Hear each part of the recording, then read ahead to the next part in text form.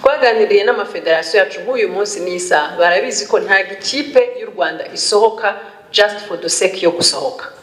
Niba tutariteguye tukaba tubona yuko aho hantu tugiye kujya kuba mu mbabare gukoresha iryo jambo ingwiza murongo, icyo gihe ntabwo aho hantu tuba spending, kuko ikipe gusohoka byonyine kujya muri competition cyangwa kwakira competition nta nimwe dutanga amafaranga ari munsi ya miliyoni hafi 300. Nta nimwe pe. Iyo baza amatike ukabara igihe bazabayo, ukabara camp bazakora, ukabara allowances, ukabara usanga uri kugera muri ayo mafaranga.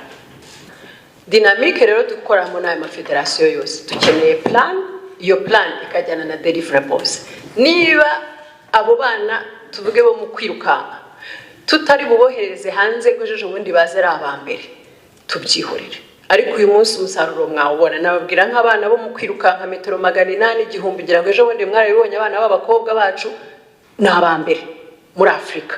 Icyo gihe iyo babaye abambere bakagenda bakajya no mu liste ya mbere ku isi hose, iyo batubwiye ngo dore amafaranga akenewe, kuko sport irahenda honorables, ko investisa muri sport birahenda, n'umukinnyi cyangwa ikipe ko investisa muri sport birahenda. Niyo mpamvu turi intentional yo kumakinga sure ko twinvestisa ahantu hazana result.